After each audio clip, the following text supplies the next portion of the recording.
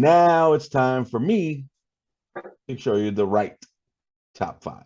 All right. So at number five, I got the Cincinnati Bengals. Obviously, for the same reasons that you guys mentioned. Very young team, very exciting team. I know the other day I did pick the Ravens to win the AFC North. But when I do my power rankings, when I was doing it going into the season, I'm doing a kind of a mixture of what happened last year, what I saw last year, and what I anticipate this year. And if you base it off of like right now, you got to put the Bengals up there ahead of the Ravens. You got to have them in your top five based off how they finished last season. They didn't get worse. They didn't lose any key pieces.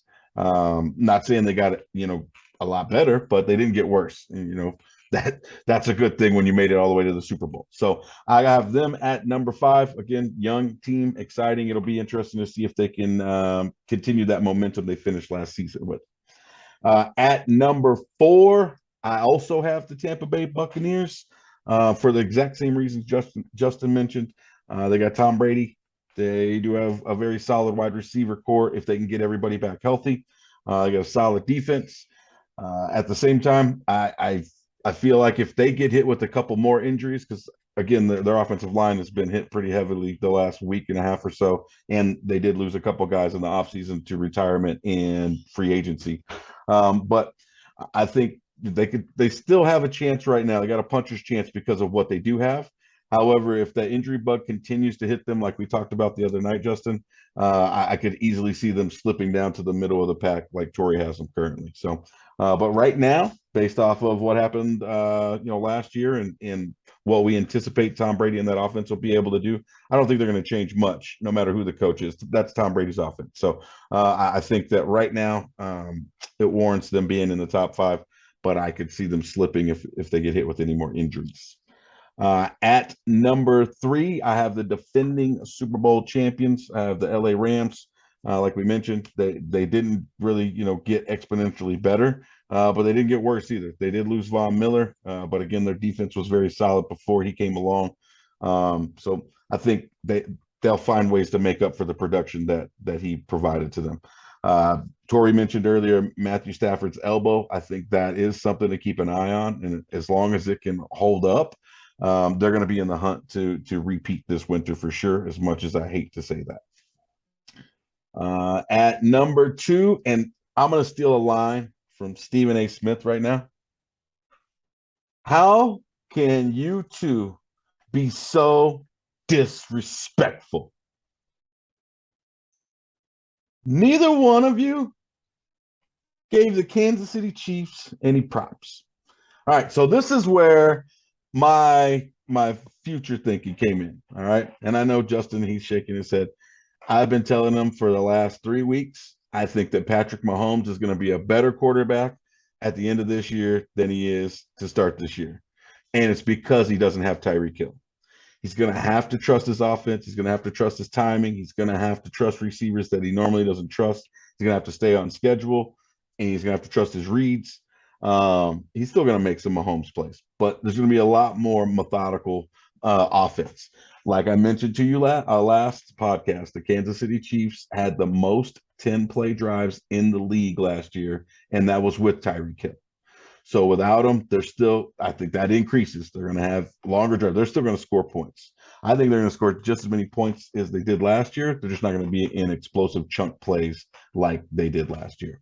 So as long as they have Patrick Mahomes at quarterback and Andy Reid at coach, I think they have a chance to make it all the way. So I have them at number two. I think it really boils down to whoever gets the ball last between the Chiefs and the Buffalo Bills when they play in the playoffs. That's going to be the team that ends up going to the Super Bowl this year. So I don't think it's a mystery. At number one, just like you guys and everybody else on the planet that knows anything about football, I have the Buffalo Bills at number one. I think Von Miller for them is a big addition. We talked about it the other day. And I don't think it's going to be, as much of an impact on the field as it's going to be in the locker room. The guy's been on 2 Super Bowl champions. And really that's what the Bills need right now. They need that leadership from guys that have been there, done that, and could get them over that hump mentally. And I think we talked about it the other day, if Von Miller had been on the Buffalo Bills when they were playing the Chiefs last year, I think that could have made a big difference as far as how that game finished out, because he understands, time, situation, things like that. So obviously, they have an MVP candidate under center.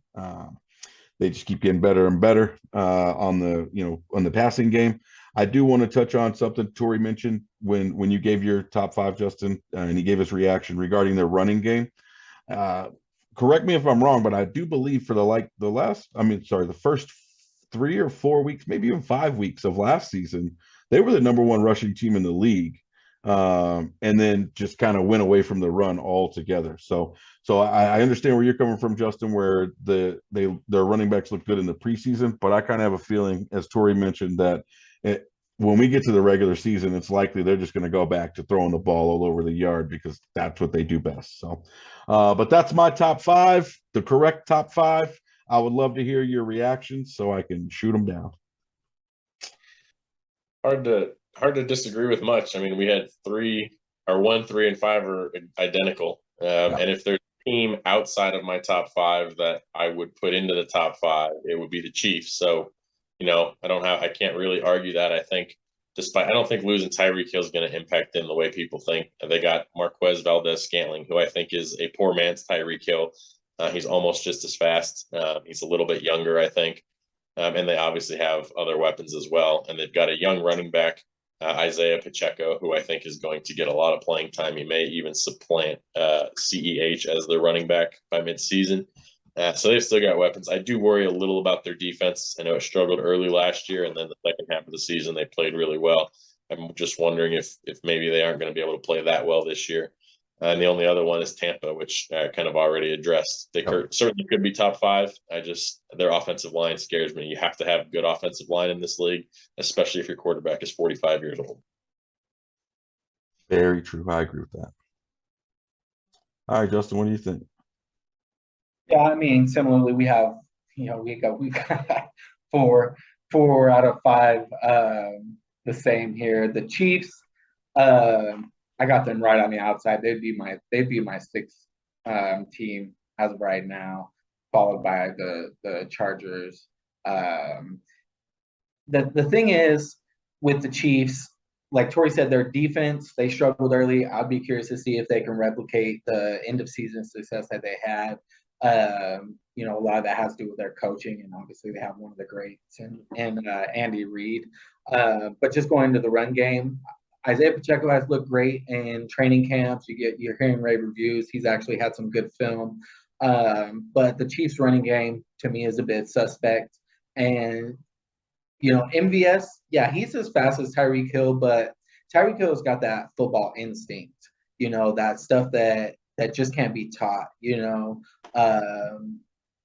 I guess you would call it like he's got that ability to play backyard football when you need to and go make a play. And I'm not sure that they have anyone now other than Kelsey, with that ability. Juju, he is what he is. He didn't have a stellar season the last time he was on the field. And then MVS, he's really young and he hasn't proven anything as of yet. He could prove me wrong. He could prove a lot of people wrong. But I'll be curious to see how their offense really shapes up. I know there's going to be a lot more underneath plays, I would imagine. I wouldn't say I know, but I would imagine there's going to be a lot more underneath plays, crossing routes, drag, stuff like that. And we'll see. We'll see what those turn into. Tyreek could take one of those 5-yard, 7-yard passes, and he could take it to the house. Do they have anyone who could do that now? That's going to be the question. Well, I can definitely see that, and I'm not going to deny that Tyreek Hill is a phenomenal talent. Again, I think is with Andy Reid as the coach. Yeah, they got dudes that can take a 5-yard pass and go to the house just based off the play designs that he's going to come up with, similar to Kyle Shanahan, right? If you think about it, the 49ers don't really have a guy that's going to take the top off of defense right now. We hope that Brandon Ayuk can be that guy. But the reality is we don't really have a guy like Tyreek Hill, obviously, and we still find ways to turn those, 5-yard plays and into touchdowns. So Andy Reid is just as good a play caller, if not better, than Kyle Shanahan. He's really good at putting people in great positions. And when you got Patrick Mahomes, I think that any play can go to the house just because he's that good. So I get your point, and the good thing is we're only 2 weeks away from finding out. So exciting, isn't it? Yes, it is. All right, so that's it for our top 5 power rankings to start the season. Again, please be sure to leave a comment. Let us know who your top 5 are, and then share this with your friends and family.